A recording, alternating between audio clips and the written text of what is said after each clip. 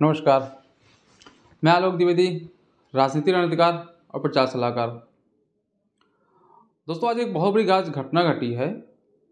New Zealand के जो youngest प्रधानमंत्री हैं 42 साल की जेसिका आर्डर्न, इन्होंने इस्तीफा दे दिया है। राजनीति में एक बहुत बड़ी घटना में इसे इसलिए कह रहा हूँ क्योंकि हमारे हिंदुस्तान में देखा है हमने 75 से जो 80 साल के लोग हैं, ऐसे लोग भी राजनीति से संन्यास नहीं लेना चाहते हैं। वो मंत्री, सांसद, विधायक बनने का ख्वाब 75 से 80 साल की उम्र में देखते रहते हैं। जेसिका आर्डर्न जो सिर्फ 42 साल की हैं, उन्होंने ये कहकर इस्तीफा दिया है कि मेरे अंदर अब वो जज्बा नहीं रहा। उन्होंने कहा कि जब कोई पीएम बनता है तो उसके पास बहुत बड़ी जिम्मेदारी आती है।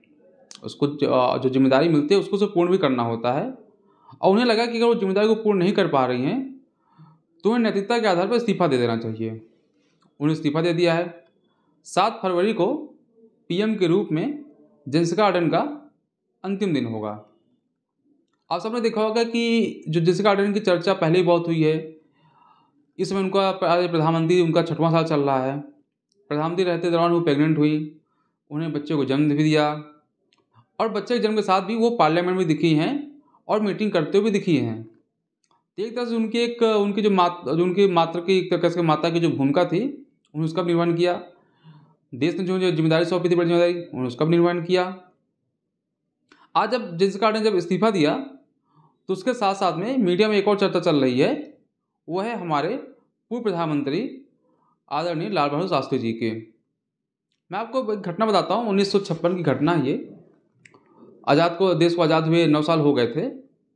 उस समय एक रेल हादसा हुआ और लाल बहादुर शास्त्री जी वो रेल मंत्री थे। हादसे में 112 लोग जान चली गई थी।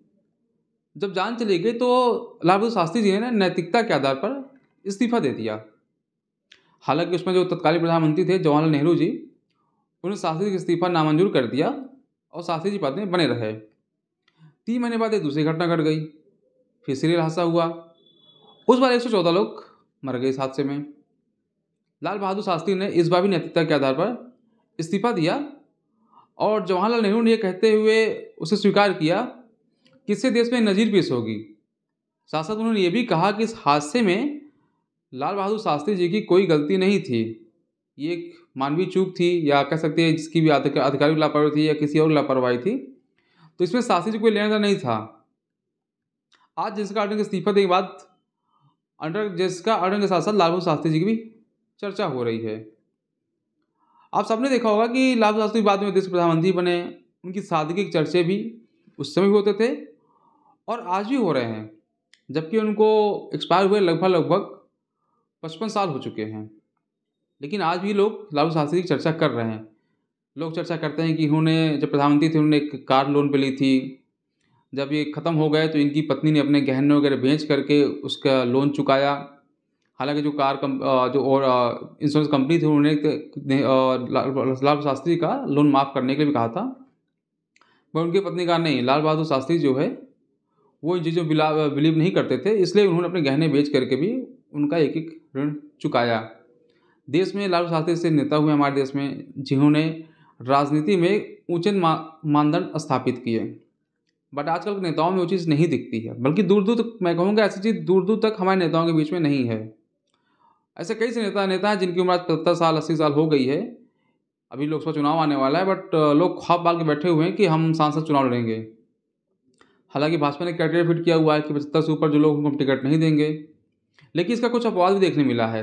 हमने गुजरात में देखा, 75 से ऊपर भाजपा ने एक उम्मीदवार को टिकट दिया, चुनाव जीते, तो कहीं कहीं उसका अपवाद देखने मिला है। हालांकि भाजपा में जो दूसरी पार्टियां हैं, चाहे वो कांग्रेस है, चाहे आरजेडी है या टीडीपी है, जो भी दूसरी पार्टियां हैं, इनके ऐसा कोई क्राइटेरिया नहीं बनाया गया है, और जो नेता हैं वो भी पूरी तरह से एक्टिव हैं। नेताओं को कुछ सीखना चाहिए जेसिका आर्डर्न से कि अगर आपकी जो जिम्मेदारियां हैं, अगर आप उसका निर्वहन नहीं कर पा रहे हैं तो आपको नैतिकता के आधार पर पद पर नहीं रहना चाहिए। या जिनको लगता है कि उम्र ज़्यादा हो चुकी है, वो इतना एक्टिव नहीं रह सकते हैं, मेरे ख्याल से उनको भी जो है चुनाव नहीं लड़ना चाहिए। उन्हें जो वहाँ के युवा हैं, जो यूथ हैं, उनको मौका देना चाहिए, वो आएँ कुछ करें देश में। मैं तो एक चीज़ बहुत पछता हूँ, अमेरिका में कोई भी राष्ट्रपति जो है 2 बार से लगातार तीसरी बार नहीं बन सकता है।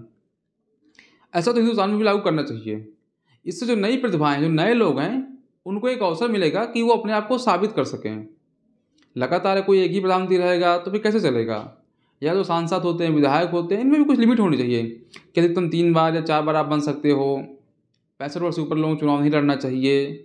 देखिए, बहुत बड़ा एक सांसद, विधायक, मंत्री बनना बहुत ज़िम्मेदारी काम होता है, इसमें बहुत मेहनत होती है। ये लोग अगर 24 घंटे काम करते हैं तो इनके पास 24 घंटे के लिए काम है। ज़ाहिर-सी बात है, जो आपकी उम्र ज़्यादा है, आप ज़्यादा समय तक आप काम नहीं कर सकते हो, उससे देश में इसका फ़र्क पड़ता है। जनसंख्या गार्डन से लोगों को सीखना चाहिए और उनको फॉलो करते हुए लोगों को आगे बढ़ते, अगर उनको लगता है कि वो कैपेबल नहीं है तो उनको इस्तीफ़ा देना चाहिए। आपको देखिए एक्टिव रहना पड़ेगा। मोदी जी आज लगभग 72-73 साल के हो चुके हैं, लेकिन मोदी जी एक युवा को टक्कर देने में उनसे आगे हैं। मोदी जी से लोगों ने देखा है कि उनकी सुबह यहाँ हो दिल्ली में हो रही है, दोपहर किसी दूसरे राज्य में हो रही है, शाम किसी दूसरे राज्य में हो रहा है और रात में वापस फिर दिल्ली आ जाते हैं। या तो आपके पास ऐसा जज्बा हो कि नहीं, आप इस जज्बे के साथ काम कर सकते हो, फिर तो 75 नहीं 80-90 साल तक भी आप अपने पद पर बने रहिए। लेकिन अगर आपके अंदर ऐसा जज्बा काम करने का नहीं है, तो नतीजा क्या था? मुझे लगता है कि आपको खुद ही फैसला करना चाहिए कि आप चुनाव नहीं लड़ोगे। आपकी साख बनी रहेगी, आपकी इज्जत बनी रहेगी, सब कुछ रहेगा। एक फेमस क्रिकेटर रहे विजय मर्चेंट, जब उन्होंने संन्यास लिया था तो वो अपने करियर के पीक पर थे। तो उन्होंने कहा था कि संन्यास इंसान को तब लेना चाहिए जब लोग कहें अरे आप क्यों चले गए। ऐसी हालत नहीं हो चाहिए कि लोग पूछें कि अच्छा आप कब जा रहे हो। हमारे हिंदुस्तान नेताओं के साथ भी समस्या है। जो उस क्षेत्र के रहने वाले युवा जनरेशन है, जिनका कुछ चाहते हैं, जनता के लिए करना चाहते हैं, कुछ आगे बढ़ चाहते हैं, वो लोग आपस में इस बारे में बातचीत करते रहते हैं कि यार ये कब जाएंगे, कब जाएंगे, कब जाएंगे। ऐसी स्थिति न बने। आपको लगता है आप केबल नहीं है, आप चुनाव मत लड़िए, बस से इस्तीफा दीजिए और दूसरे को मौका दीजिए ना। इसमें क्या बुराई है? मुझे नहीं तो कोई बुराई है। या आप नहीं रहोगे, सांसद विधायक नहीं रहोगे तो आपका सम्मान घट जाएगा। बल्कि जिसको आप मौका दे रहे हो, जो आपको इस मौका पा रहा है, वो आपका डबल सम्मान करेगा। वो आपका आशीर्वाद लेने आएगा, आपसे सलाह लेने आएगा। और जाहिर सी बात है कि सलाह बहुत मायने रखेगी, क्योंकि आपका एक लंबा राजनीतिक अनुभव रहा है, तो आपकी सलाह उनके काम आएगी। और हमेशा आपको एक सम्मान की नज़र से वो देखेगा भी, क्योंकि आपको उसको आगे बढ़ने का मौका मिला है।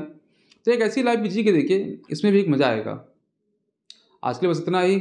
इसके दोस्तों में कहना चाहूँगा, आखिर मेरे चैनल को आप लोग लाइक, कमेंट और सब्सक्राइब जरूर करें। धन्यवाद।